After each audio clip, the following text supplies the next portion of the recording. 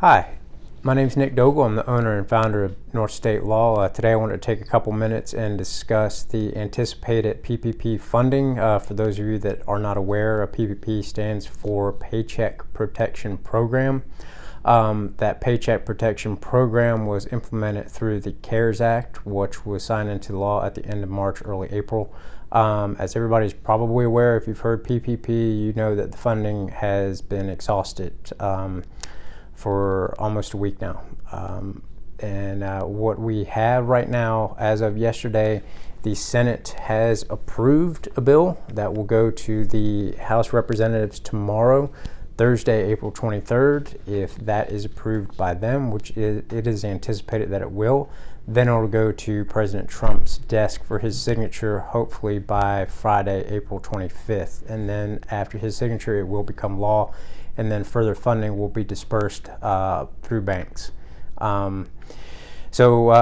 Here we are on the refunding. So what does that mean for everybody? Well, what it means is we can anticipate a couple things. One, a further definition and of who should receive the funding.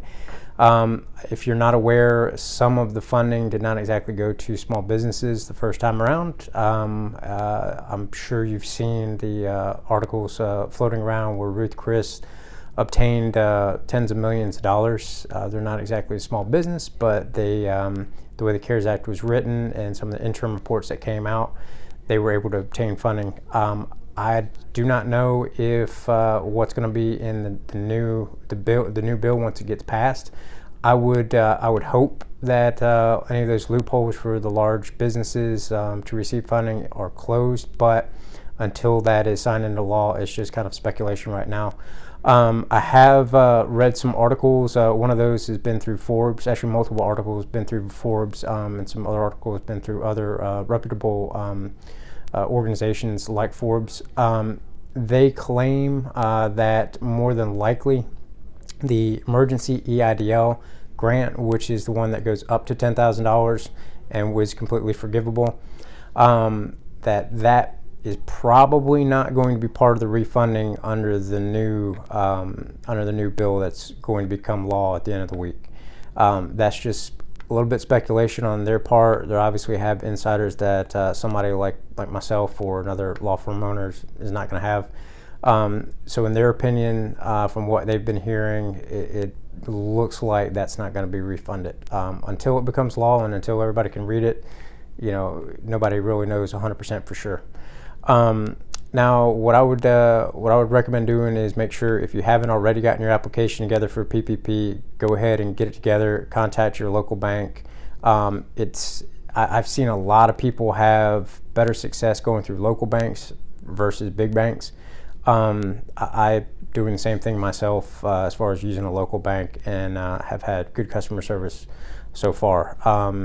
Because of the way the CARES Act was written, and I mentioned this a little bit a moment ago, there's been 3 interim reports. Interim reports are further clarifications on the CARES Act, further definitions and clarifications on what was in the CARES Act to begin with. The most recent interim report was on Monday, April 20th. It had about 90, if not all of it, pertain to independent contractors and sole proprietors. Those folks are allowed PPP funding. They couldn't apply the first go around until April 10th, so I think a lot of people were left out of that, myself included. It was just one of those things where you couldn't apply until Friday, and then we ran out of funding last week. So I kind of missed the boat on that. But don't fret, more funding's coming. It's just a matter of when it's going to get signed into law and when the wheel's going to start spinning again on that. So just make sure you have if you have a packet through your bank already, make sure you have everything in there. There may be more documents required this next go around. That's being anticipated from those in the know.